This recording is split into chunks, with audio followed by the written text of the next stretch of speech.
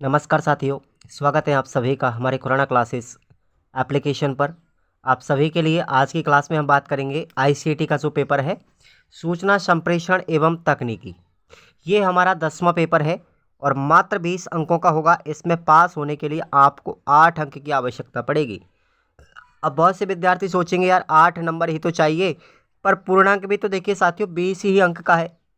इसको आपको करने के लिए समय मिलेगा 2 घंटे का। ठीक है भाई, ध्यान रखेंगे आप लोग। चलिए आगे बात करते हैं। प्रश्न है आपका पहला, एनआईओएस ने अपने विद्यार्थियों के लिए वेब पर आधारित ऑडियो सेवा कब प्रारंभ की थी?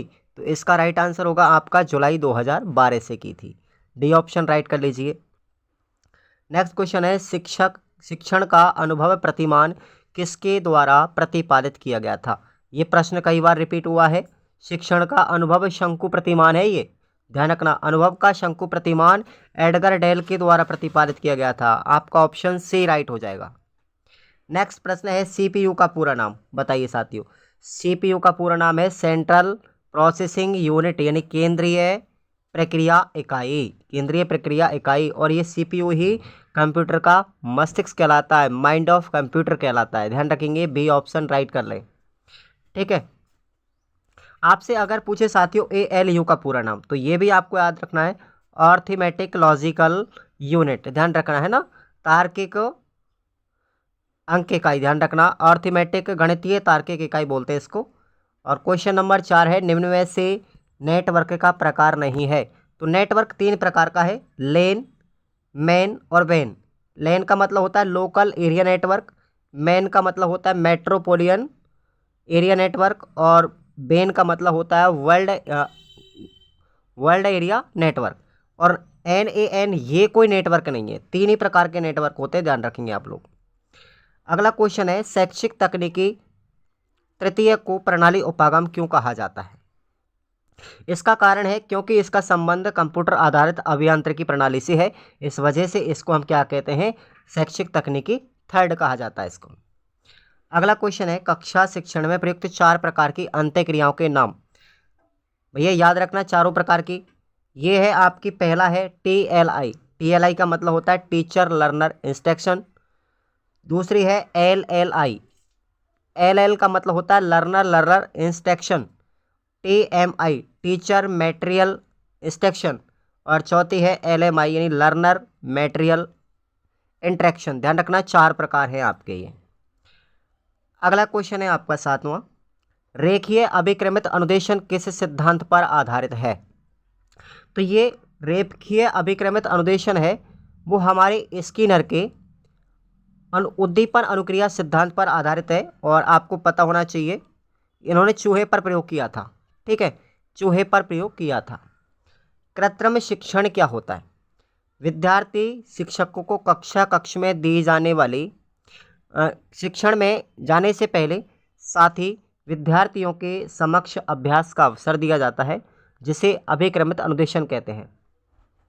अनुरूपित शिक्षण विद्यार्थी शिक्षकों को वास्तविक कक्षा शिक्षण चुनौतियों का सामना कराने के लिए तैयार करता है एवं आत्मविश्वास बढ़ाने में सहायता करता है। अगला हमारा प्रश्न है 9वां, सेव और सेव एज में क्या अंतर है? दोनों में अंतर है, एक तो होता है सेव, ठीक है, और दूसरा होता है सेव एज। ठीक है, दोनों में अंतर है साथियों। तो सेव का मतलब होता है इसके द्वारा हम किसी नए दस्तावेज को पहली बार कंप्यूटर में सुरक्षित करते हैं, तो सेव पर क्लिक करेंगे। और अगर हमारे पास पहले से ही कोई डाटा ऑलरेडी है, कोई भी PDF उसमें दस्तावेज ऑलरेडी ऐड है, तो उसमें हम अगर एडिट करते हैं और एडिट करने के बाद पुनः उसको किसी अन्य नाम से या उसी नाम से सेव करते हैं, तो उसके लिए हमको सेव एज पर क्लिक करते हैं। ध्यान रखेंगे आप लोग। अगला क्वेश्चन है, कंप्यूटर बूटिंग क्या होता है? कंप्यूटर बूटिंग कई बार पूछा गया है, ऑपरेटिंग सिस्टम का लोड होना, यानी कि कंप्यूटर जब स्टार्ट होता है, ऑन होता है, तो ये प्रक्रिया कहलाती है कंप्यूटर बूटिंग कहलाती है। बूटिंग के दौरान कंप्यूटर सिस्टम सभी जुड़े हुए हार्डवेयर को चेक करके सिस्टम को प्रभावी रूप से प्रारंभ करता है, तो ये कहलाती है अपनी कंप्यूटर बूटिंग, कंप्यूटर के ऑन होने की प्रोसेस। अगला है 11वां, पावर पॉइंट स्क्रीन के महत्वपूर्ण घटक कौन कौन से हैं? देखिए, अगर आपको पावर पॉइंट दिखाई दे रहा है उसकी स्क्रीन पर जो घटक दिखाई देंगे, एक तो दिखाई देगा रिबन। रिबन का मतलब होता है साथियों आइकन। आइकन जो होते हैं हमारे ऐप वगैरह दिखाई देते हैं ना, टूल्स, वो हमारे रिबन कहलाते हैं। उसके बाद स्टेटस बार भी आपको दिखाई देगा, और एक होता है स्क्रॉल बार। इस तरीके से स्क्रॉल बार एक नीचे की साइड बटन मिलेगा, ऊपर की साइड मिलेगा, ये स्क्रॉल बार का चिन्ह होता है ना। अगला क्वेश्चन है ई कॉमर्स के क्या लाभ हैं। तो क्रेता को वस्तु एवं सेवाओं को चुनने के लिए अनेक प्रकार के विकल्प मिलते हैं। जैसे अगला है क्रेता को कम मूल्य पर क्रय के अवसर मिलते हैं, ये ई कॉमर्स के लाभ हैं। व्यापारिक सूचनाओं के आदान प्रदान की लागत व समय में कमी होती है, और मार्केटिंग की लागत में भी कमी होती है। विश्वव्यापी बाजार की उपलब्धता होती है, और छोटे उत्पादकों को बड़े उत्पादकों के साथ में प्रतिस्पर्धा से मुक्ति मिल जाती है। तो इससे होता है ई कॉमर्स का लाभ। क्वेश्चन नंबर 13वां है शैक्षिक तकनीकी के प्रकार बताते हुए ई लर्निंग की 2 हानियां बताइए। तो शैक्षिक तकनीकी 3 प्रकार की होती है, इनको आप लोग जरूर याद रखेंगे। पहली है कठोर शिल्प उपागम, इसको हम शैक्षिक तकनीकी फर्स्ट कहा जाता है। दूसरा प्रकार है कोमल शिल्प उपागम, इसको हम शैक्षिक तकनीकी सेकंड कहते हैं। और तीसरा है प्रणाली उपागम, इसे हम शैक्षिक तकनीकी थर्ड कहते हैं। अब बात करें शैक्षिक तकनीकी में ई लर्निंग की हानियों की, तो केवल तकनीकी दक्ष व्यक्तियों के लिए ही लाभदायक होती है शैक्षिक तकनीकी, है ना। ई लर्निंग पढ़ाई से एवं पुस्तकों से इसमें दूरी की संभावना रहती है। व्यक्ति पुस्तकों को त्याग देता है और ऑनलाइन टीचिंग करता है, ठीक है, या फिर ऑनलाइन रीडिंग करता है। शिक्षार्थी एवं शिक्षक में सामाजिक अंतःक्रिया बिल्कुल नहीं होती है। आप टीचर ऑफलाइन पढ़ाएगा तो आमने सामने बैठेंगे, साक्षात्कार होगा, लेकिन ऑनलाइन में ऐसा नहीं होता है। अथवा में आपका प्रश्न है, अथवा वाले प्रश्न जरूर पढ़ के जाएंगे। अंत्यक्रिया विधि के लाभ और उसकी हानियां, ये प्रश्न आपको यूनिट नंबर 1 में मिलेगा। सभी साथी जरूर पढ़ के जाएंगे अथवा वाले प्रश्नों को। 14वां क्वेश्चन है सूक्ष्म शिक्षण की क्या विशेषताएं हैं।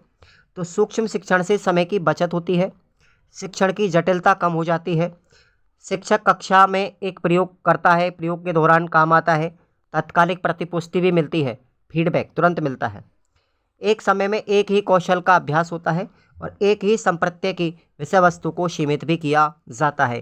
तो ये हमारे माइक्रो टीचिंग की एडवांटेज है, विशेषता है।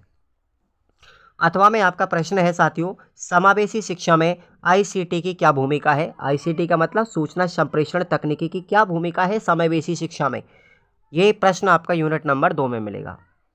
अगला क्वेश्चन है 15वां, ऑपरेटिंग सिस्टम क्या है, कार्य लिखिए। ऑपरेटिंग सिस्टम के कार्य भी लिखना है, इस कहते किसको है ये। तो ऑपरेटिंग सिस्टम एक ऐसा मास्टर कंट्रोल प्रोग्राम है जो किसी भी कंप्यूटर के समस्त कार्य क्रियाकलापों को नियंत्रित और समन्वित करता है। कंप्यूटर सिस्टम के हार्डवेयर संसाधन कौन कौन सी, जैसे memory, processor, input output device आदि को व्यवस्थित करने का काम करता है ऑपरेटिंग सिस्टम। ऑपरेटिंग सिस्टम के कार्यों की बात करते हैं तो इसमें फाइल बनाना, फाइलों को मेमोरी में व्यवस्थित करना आदि काम है। प्रोसेस वर्क का काम करता है हमारा ऑपरेटिंग सिस्टम, और इनपुट में आउटपुट, ठीक है, डिवाइस के बीच में भी मध्यस्थता का काम कौन करता है, ऑपरेटिंग सिस्टम।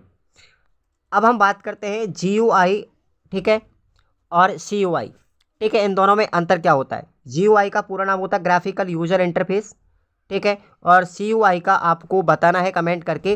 तो ये प्रश्न आपको इंपॉर्टेंट पढ़ना है साथियों, इसका अंतर आपको याद रखना है, यूनिट नंबर 3 में प्रश्न मिल जाएगा। क्वेश्चन नंबर 16वां है कंप्यूटर एंटीवायरस क्या है। सुना होगा आप लोगों ने एंटीवायरस, ठीक है। तो कंप्यूटर एंटीवायरस की बात करें तो एंटीवायरस सॉफ्टवेयर एक कंप्यूटर प्रोग्राम होता है जो कंप्यूटर की संदिग्ध प्रोग्रामों से रक्षा करता है, वायरसों से रक्षा करता है।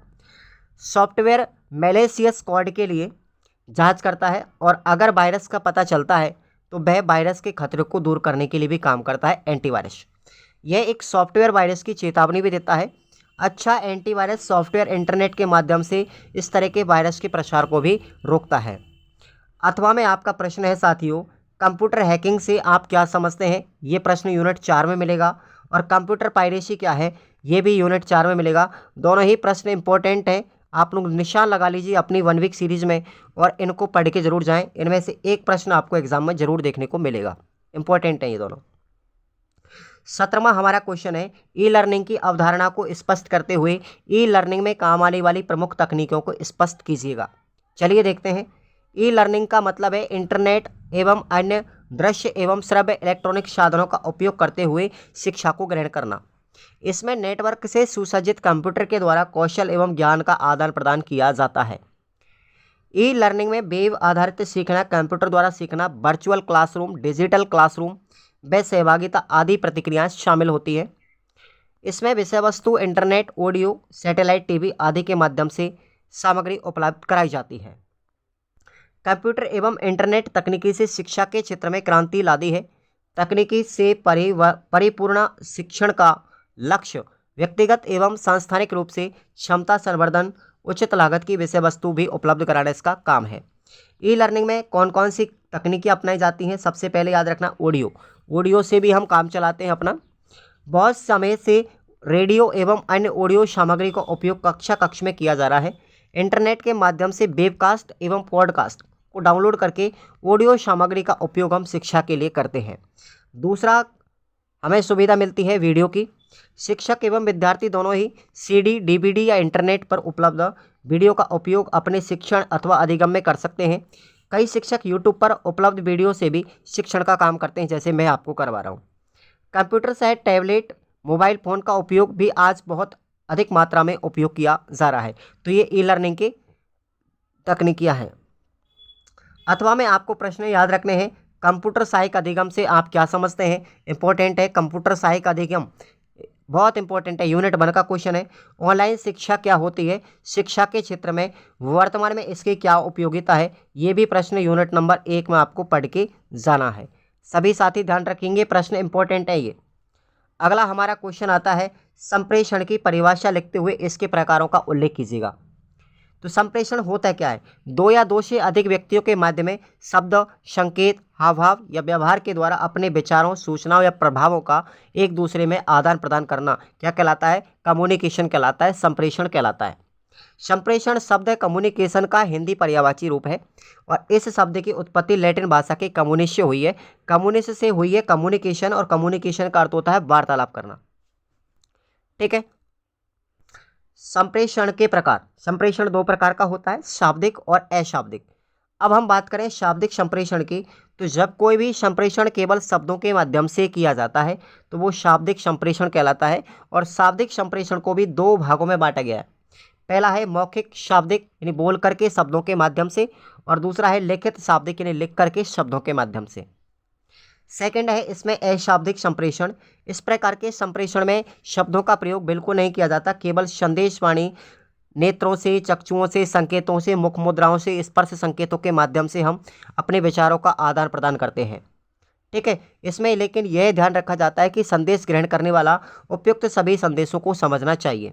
और यह भी 3 प्रकार का होता है, मौखिक अशाब्दिक संप्रेषण, चक्षु संपर्क मुख मुद्रा के द्वारा संप्रेषण, और स्पर्श संपर्क संप्रेषण। ठीक है भाई। अब आपको अथवा में फिर 2 प्रश्न आपको बता रहा हूँ। संप्रेषण चक्र को समझाते हुए संप्रेषण के लाभ और हानि आपको लिखने हैं। ये प्रश्न भी आपको यूनिट नंबर 2 में मिलेगा। संप्रेषण उपकरणों की क्या उपयोगिता है, इसको भी आपको याद रखना है, यूनिट नंबर 2 का क्वेश्चन है। अब आपका अंतिम प्रश्न है, कंप्यूटर के गुण एवं दोषों को संक्षिप्त में लिखिए। देखिए कंप्यूटर के गुण कौन कौन से हैं। कंप्यूटर में गति पाई जाती है। यह एक तीव्र गति वाला यंत्र है, उपकरण है, जिसमें गणना को सेकंडों से पहले कर दिया जाता है। उसके बाद कंप्यूटर में स्टोरेज पाया जाता है। कंप्यूटर की स्टोरेज क्षमता बहुत अधिक होती है और इसकी क्षमता का आकलन हम किस में करते हैं? बिट्स में करते हैं। ध्यान रखना भाई, 8 बिट्स होती है 1 बाइट में। ठीक है, ये भी आपको याद रखना है। और भाई 1024 बाइट के अंदर होता है 1 KB। कितना होता है? 1 KB। 1024 KB में कितने होते हैं साथियों? 1024 KB में होता है 1 MB। ठीक है, 1024 MB में क्या होता है साथियों बताइए? 1 GB होता है। ठीक है, 1024 GB में क्या होता है? 1 TB होता है। ठीक है, ये अपनी इकाइयाँ होती हैं कंप्यूटर की स्टोरेज की, जो आपको याद रखनी है। दूसरी अगली गुण है इसके अंदर बहुगुणी। कंप्यूटर द्वारा एक ही समय में अनेक कार्य किए जा सकते हैं, जैसे सूचनाओं का आदान प्रदान, स्थानांतरण, गणितीय गणनाएं आदि। कर्मनिष्ठता पाई जाती है कंप्यूटर के अंदर। कंप्यूटर की तरह मानव थकान महसूस नहीं करता। ठीक है, कंप्यूटर की तरह यानी मानव की तरह कंप्यूटर थकान महसूस नहीं करता। ये बिना थके और ध्यान भंग किए बिना लगातार कार्य करता है। लेकिन इसको एक चीज़ की ज़रूरत है, ये व्यक्ति जितना इसको आदेश देगा, जितना कमांड करेगा, उतना ही काम करेगा। परिशुद्धता का गुण, ये एक ऐसा यंत्र है जिसके द्वारा त्रुटियां लगभग बहुत कम होती है, और जो त्रुटियां होती है ना वो एक व्यक्ति के द्वारा होती है, क्योंकि कंप्यूटर तो खुद काम करता नहीं है। आप लोग जैसा उसको कमांड देंगे वैसा ही काम करेगा। अब कंप्यूटर का गुण के बाद अब देखिए कंप्यूटर के दोष कौन कौन से हैं, इसमें कमियां क्या होती है। बुद्धिमत्ता की कमी, कंप्यूटर के अंदर बुद्धि नहीं होती, यह तो एक मशीन है और इसका प्रयोग जो किया जाता है वो व्यक्ति के द्वारा व्यक्ति के निर्देशों के आधार पर कार्य करता है। ये सामान्य बोध की कमी, इसमें सामान्य बोध की कमी पाई जाती है। कंप्यूटर बिल्कुल एक मूर्ख नौकर की तरह काम करता है। यदि आप इससे कहें कंप्यूटर से कि भाई बाजार से, आप लोगों ने रोबोट देखे होंगे, रोबोट से आप लोग कहेंगे कि बाजार से सब्जी ले आओ, ठीक है, बाजार से सब्जी खरीद लो। क्या बोला आपने रोबोट को कि बाजार से सब्जी खरीद लो? तो ऐसा अगर आपने कंप्यूटर को बोला है, रोबोट को बोला है, तो वो बाजार से सब्जी खरीद लेगा, परंतु उस सब्जी को घर लेके नहीं आएगा, क्योंकि आपने केवल कितना बोला है कि बाजार से सब्जी खरीद लो। तो इसका सीधा सा उत्तर है कि आपने सब्जी खरीदने के लिए बोला है, घर पर लाने के लिए थोड़ी बोला। तो इसका अर्थ हुआ कि कंप्यूटर के अंदर सामान्य बोध नहीं हुआ। ऐसा नहीं है कि आप लोगों ने जितना बोला उससे अधिक काम कर देगा, कभी नहीं करेगा। अथवा में आपके प्रश्न है कंप्यूटर की कार्य पद्धति का वेन आरेख बना करके वर्णन कीजिएगा। तो ये प्रश्न आपका यूनिट नंबर 3 का है। और अगला प्रश्न है कंप्यूटर के कौन कौन से पार्ट्स होते हैं, उनके बारे में आपको टिप्पणी लिखनी है थोड़ा संक्षेप में। तो ये भी यूनिट नंबर 3 का प्रश्न है। तो ये आपका आईसीटी का पूरा कंप्लीटली यहाँ पर मॉडल पेपर होता है। और जो जो क्वेश्चन आपको मैंने बताए हैं और अथवा में जो आपके प्रश्न हैं उन सबको आप लोग कंप्लीटली टच करके जाएंगे, पढ़ के जाएंगे अपनी सीरीज में से। ठीक है भाई, थैंक यू सो मच।